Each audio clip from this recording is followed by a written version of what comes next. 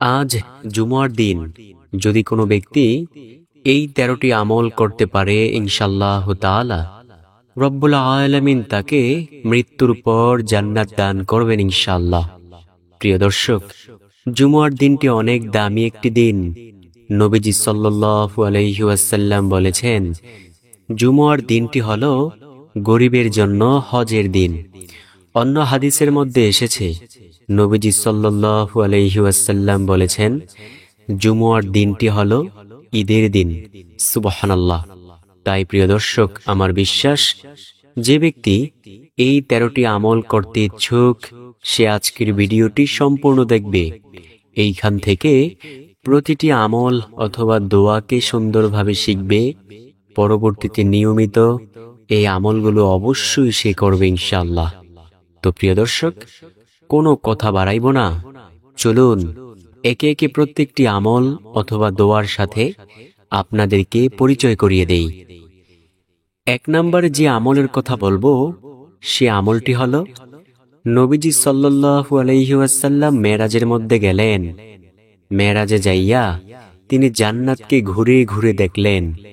তিনি দেখলেন জান্নাতের মধ্যে একজন ব্যক্তি আনন্দে ঘুরে বেড়াচ্ছে। তিনি জিব্রাইল আলাইহিস সালামকে জিজ্ঞেস করলেন, ও জিব্রাইল, এটা কোন ব্যক্তি যে জান্নাতের মধ্যে এমন আনন্দে ঘুরে বেড়াচ্ছে? জিব্রাইল আলাইহিস সালাম বলেন, ও নবী, এই ব্যক্তি দুনিয়ায় জীবিত থাকা অবস্থায় রাস্তা দিয়ে হাঁটছিল। রাস্তা দিয়ে হাঁটার সময় সে একটি কষ্টদায়ক বস্তু রাস্তায় পড়ে থাকতে দেখে, একটি খেজুরের ডাল রাস্তায় পড়ে থাকতে দেখে, তখন এটা মানুষের চলাচলে কষ্ট হবে এই কথা ভেবে সে ওই ডালটা রাস্তা থেকে সরিয়ে দিয়েছিল। রব্বুল আলামিনের কাছে এই আমলটা এতটাই পছন্দ হয়েছে যে আল্লাহ সুবহানাহু ওয়া তাআলা এই ছোট্ট আমলের কারণে তাকে জান্নাত দান করেছেন। সুবহানাল্লাহ, আল্লাহু আকবার। তো প্রিয় দর্শক, যদি জান্নাতে যেতে চান, যদি চান জান্নাতের বাসিন্দা হতে, তাহলে এমন ছোট্ট ছোট্ট আমল অবশ্যই করতে হবে। ধরুন আপনি রাস্তা দিয়ে হাঁটছেন, এমন সময় দেখলেন রাস্তার মধ্যে একটি কষ্টদায়ক বস্তু পড়ে রয়েছে, অর্থাৎ একটি কাঁটা অথবা একটি গ্লাসের ভাঙা টুকরা, যে কোনো কষ্টদায়ক বস্তু পড়ে রয়েছে। আপনি যদি সেটা রাস্তা থেকে সরিয়ে দিতে পারেন, ইনশাআল্লাহ তাআলা আল্লাহ রব্বুল আলামিন আপনাকেও এমন মর্যাদা দান করে দিলেও দিতে পারেন। তাই প্রিয় দর্শক, এমন মর্যাদা পেতে হলে এই আমলটি করা আপনার আমার জন্য খুবই জরুরি। 2 নম্বর যে আমলের কথা বলবো সে আমলটি হলো, নবীজি সাল্লাল্লাহু আলাইহি ওয়াসাল্লাম যখন মেরাজে গেলেন তখন তিনি জান্নাতের মধ্যে কার যেন পায়ে হাঁটার আওয়াজ শুনতে পাইলেন। ঠক ঠক করে জান্নাতের মধ্যে কে যেন হাঁটতেছে। নবীজি সাল্লাল্লাহু আলাইহি ওয়াসাল্লাম জিব্রাইল আলাইহিস সালামকে ডেকে ডেকে বললেন, ও জিব্রাইল, এটা কে এমন জান্নাতের মধ্যে ঠক ঠক করে হাঁটে?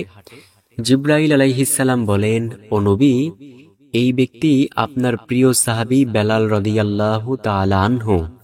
নবীজি আশ্চর্য হয়ে গেলেন, কি বেলাল? বেলালকে তো আমি গত রাতে এই দুনিয়ায় রেখে এসেছি। বেলাল কিভাবে আবার এই জান্নাতের মধ্যে আমার সাথে চলে আসলো? নবীজি সাল্লাল্লাহু আলাইহি ওয়াসাল্লাম বেলাল রাদিয়াল্লাহু তাআলা আনহুকে দুনিয়ায় আইসা জিজ্ঞেস করলেন, ও বেলাল, তুমি কি এমন আমল করেছ যে আমলের কারণে আমি যখন মেরাজে গেলাম তখন আমি জান্নাতের মধ্যে তোমার পায়ে হাঁটার আওয়াজ শুনতে পেয়েছি? বেলাল রাদিয়াল্লাহু তাআলা আনহু বলেন, ও নবী, আমি এমন কোনো আমল করি না, তবে আমার একটা সব সময়ের আমল আছে, আর সেটা হলো যখনই আমি ওযু করে মসজিদে যাই সাথে সাথেই 2 রাকাত তাহিয়াতুল ওযু সালাত আদায় করি। নবীজি সাল্লাল্লাহু আলাইহি ওয়াসাল্লাম বলেন, ও বেলাল, আল্লাহ সুবহানাহু ওয়া তাআলা তোমাকে এই আমলের বরকতে এমন মর্যাদা দান করেছেন। সুবহানাল্লাহ। তাই প্রিয় দর্শক, যখন মহিলারা ঘরের মধ্যে নামাজ পড়তে আসবেন সর্বপ্রথম 2 রাকাত তাহিয়াতুল ওযু সালাত আদায় করবেন। পুরুষেরা যখন মসজিদে নামাজ পড়তে যাবেন সর্বপ্রথম 2 রাকাত তাহিয়াতুল ওযু সালাত আদায় করবেন। নবীজি সাল্লাল্লাহু আলাইহি ওয়াসাল্লামের সাহাবী বলেন, আমি যখনই ওযু করে মসজিদে যাই, সাথে সাথেই 2 রাকাত তাহিয়াতুল ওযু সালাত আদায় করি। আমার মনে হয় আল্লাহ রাব্বুল আলামিন এই আমলের বরকতি আমাকে এমন মর্যাদা দান করেছেন। তৃতীয় নাম্বার যে আমলের কথা বলবো, সে আমলটি হলো, নবীজি সাল্লাল্লাহু আলাইহি ওয়াসাল্লামের একজন প্রিয় সাহাবী ছিল, যার নাম ছিল আবু হুরায়রা রাদিয়াল্লাহু তাআলা আনহু। নবীজি ও তার প্রিয় সাহাবী আবু হুরায়রা রাদিয়াল্লাহু তাআলা আনহু কোনো এক জায়গায় যাচ্ছেন। নবীজি সাল্লাল্লাহু আলাইহি ওয়াসাল্লাম আবু হুরায়রা রাদিয়াল্লাহু তাআলা আনহুকে ডেকে ডেকে বললেন, আবু হুরায়রা দেখো। এই বলে নবীজি সাল্লাল্লাহু আলাইহি ওয়াসাল্লাম একটি গাছের ডাল ধরলেন, জোরে ঝাঁকি দিলেন। এতে করে ওই গাছ থেকে কিছু পাতা ঝরে পড়ল।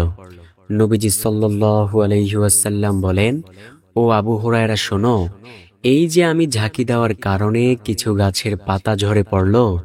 আবু হুরায়রা, কোনো ব্যক্তি যদি সুবহানাল্লাহি ওয়ালহামদুলিল্লাহি ওয়ালা ইলাহা ইল্লাল্লাহু ওয়াল্লাহু আকবার এই 4 জিকির একত্রে করে, যেমনি ভাবে আমি ঝাঁকি দেওয়ার কারণে গাছের পাতাগুলো ঝরে পড়ে গেল, ঠিক তেমনি ভাবে তার আমলনামা থেকেও গুনাহের ময়লাগুলো ঝরে পড়ে যাবে।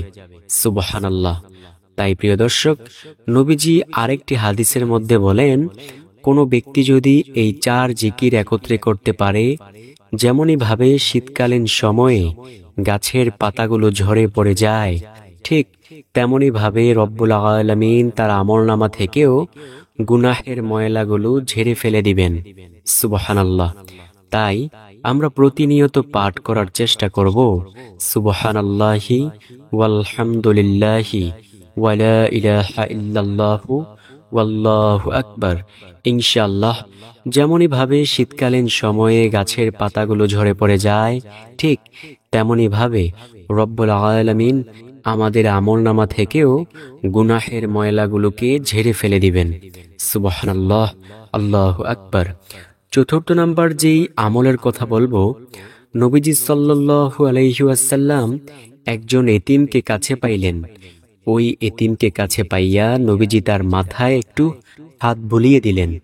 সাহাবে কেরাম রাদিয়াল্লাহু তাআলা আলাইহিম আজমাইন বলেন, ও নবী, এই যে আপনি এতিমকে কাছে পাওয়ার পর তার মাথার মধ্যে একটু হাত বুলিয়ে দিলেন, এতে করে আপনার কেমন সওয়াব হবে? নবীজি সাল্লাল্লাহু আলাইহি ওয়াসাল্লাম বলেন, ও সাহাবে কেরাম শোনো, এই যে আমি এতিমকে কাছে পাওয়ার পর তার মাথার মধ্যে একটু হাতটা বুলিয়ে দিলাম, শোনো, কোনো ব্যক্তি যদি এতিমকে কাছে পায়, তার মাথার মধ্যে যদি একটু হাতটা বুলিয়ে দেয়, ওই হাতের নিচে যতগুলো চুল থাকবে তত পরিমাণ সওয়াব আল্লাহ সুবহানাহু ওয়া তাআলা তার আমলনামায় দান করবেন। সুবহানাল্লাহ, আল্লাহু আকবার। তাই প্রিয় দর্শক, যদি কোনো এতিমকে কাছে পাই, তার মাথার মধ্যে হাতটা একটু বুলিয়ে দেব, তাকে একটু আদর করে দেব। নবীজি বলেন, হাতের নিচে যতগুলো চুল থাকবে তত পরিমাণ সওয়াব আল্লাহ সুবহানাহু ওয়া তাআলা তাকে অবশ্যই দান করবেন। সুবহানাল্লাহ, আল্লাহু আকবার। তারপরের যে আমলের কথা বলবো, নবীজি সাল্লাল্লাহু আলাইহি ওয়াসাল্লাম বলেন, ও আমার সাহাবীরা শোনো, আমি কি তোমাদেরকে এমন একটি আমলের সুসংবাদ দেব না, যে আমলের দাম হাশরের মাঠে সবচেয়ে বেশি হবে? সাহাবে কেরাম তো ছিল আমলের জন্য পাগলপারা। সাহাবে কেরাম বলেন, ইয়া রাসূলুল্লাহ সাল্লাল্লাহু আলাইহি ওয়াসাল্লাম, বলুন কোন সে আমল? নবীজি সাল্লাল্লাহু আলাইহি ওয়াসাল্লাম বলেন, শোনো, কোনো ব্যক্তি যদি সুবহানাল্লাহি ওয়া বিহামদিহি দৈনিক 100 বার পাঠ করে, তার আমলের দাম হাশরের মাঠে সবচেয়ে বেশি হবে। সাহাবে কেরাম আবার প্রশ্ন করলেন, ইয়া রাসূলুল্লাহ সাল্লাল্লাহু আলাইহি ওয়াসাল্লাম, অন্য কারো আমলের দাম কি এর চেয়ে বেশি হবে না? নবীজি সাল্লাল্লাহু আলাইহি ওয়াসাল্লাম বলেন, হ্যাঁ, ওই ব্যক্তির আমলের দাম এর চেয়ে বেশি হবে যে ব্যক্তি সুবহানাল্লাহি ওয়া বিহামদিহি 100 বার থেকেও বেশি পরিমাণে পাঠ করবে। আল্লাহু আকবার। তাই প্রতিনিয়ত পাঠ করার চেষ্টা করব সুবহানাল্লাহি ওয়া বিহামদিহি।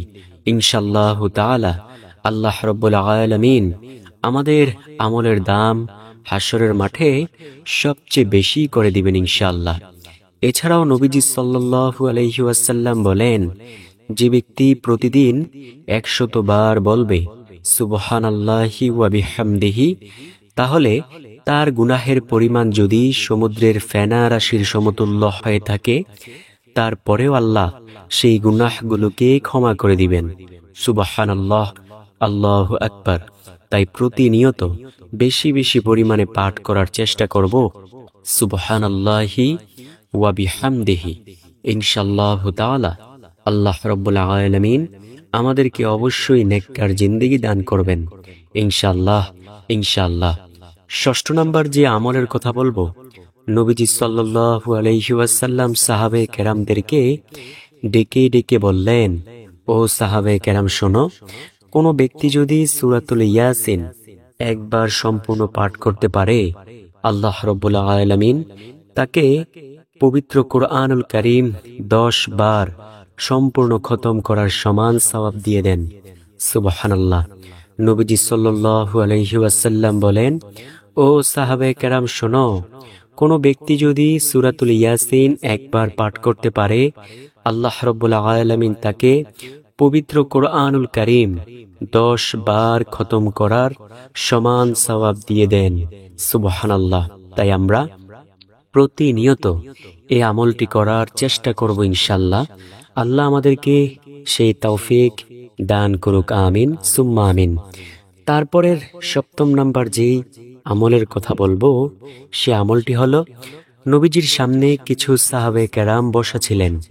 নবীজি সাল্লাল্লাহু আলাইহি ওয়াসাল্লাম ওই সাহাবে কেরামদেরকে ডাক দিলেন, ডেকে ডেকে বললেন, ও সাহাবীরা শোনো, আমি কি তোমাদেরকে আজকে এমন একটি আমলের কথা বলবো, যদি তোমরা একবার করতে পারো, আল্লাহ তোমাদেরকে 10 পারা কুরআনুল কারীম খতম করার সমান সওয়াব দিবে।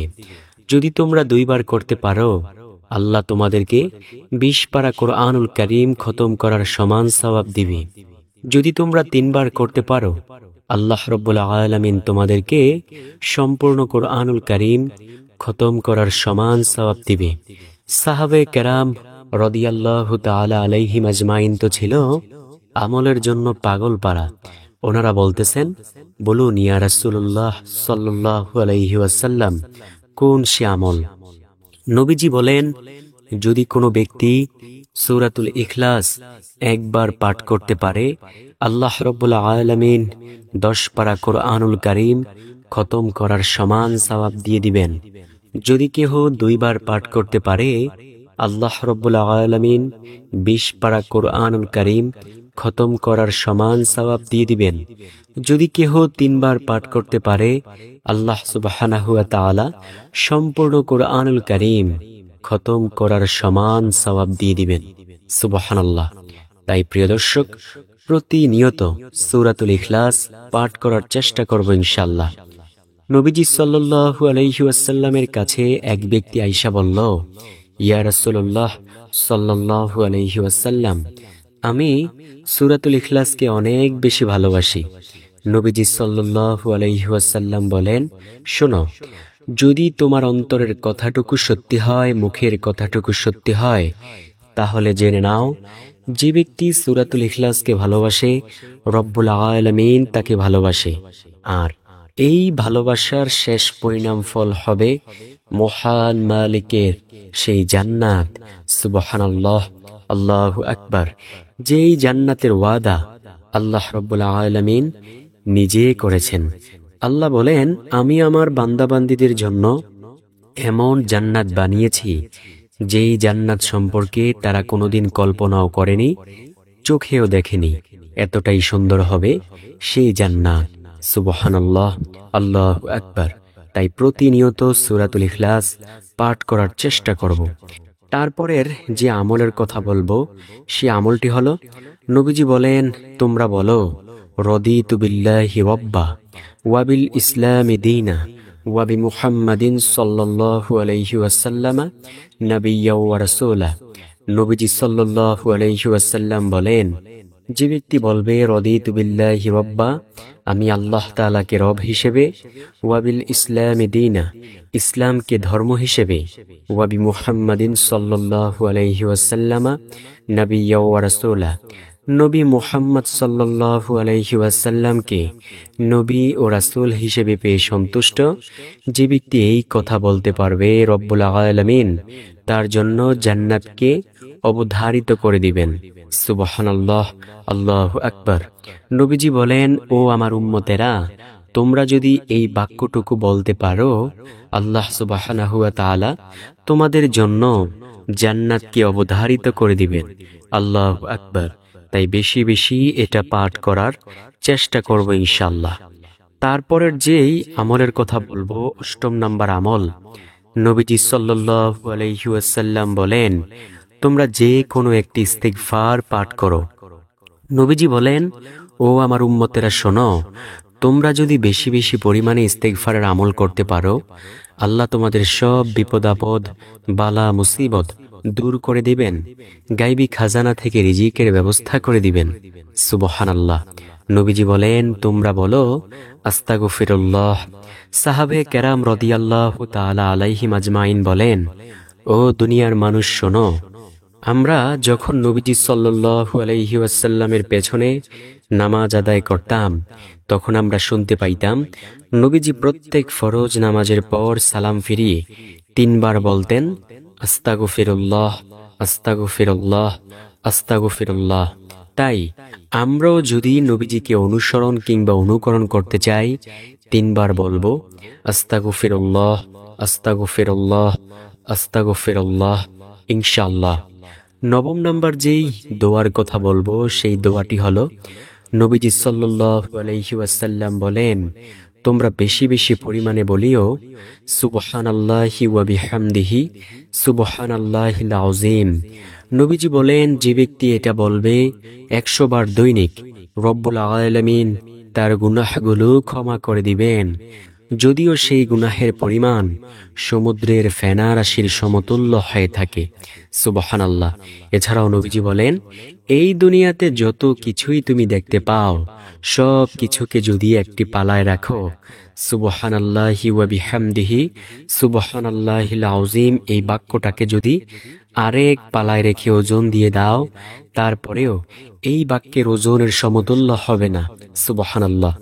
১০ম নাম্বার আমল, বেশি বেশি বলা লা ইলাহা ইল্লাল্লাহ।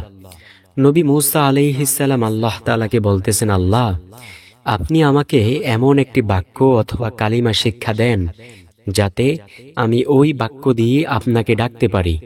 নবী মূসা আলাইহিস সালামকে আল্লাহ তাআলা বললেন, ও নবী মূসা, তুমি বলো লা ইলাহা ইল্লাল্লাহ। নবী মূসা আল্লাহ তাআলাকে ডেকে ডেকে বললেন, আল্লাহ, আমি চাইলাম আপনার নিকট দামি একটি বাক্য, আর আপনি আমাকে এমন ছোট্ট একটি বাক্যের কথা বললেন।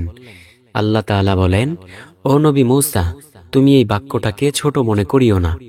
এই বাক্যের ওজন এত বেশি হবে যে সমগ্র সৃষ্টিকুলকে যদি তুমি এক পালায় রেখে এই বাক্যটাকে আরেক পালায় রেখে ওজন দিয়ে দাও, তারপরেও এই বাক্যের ওজনের সমতুল্য হবে না।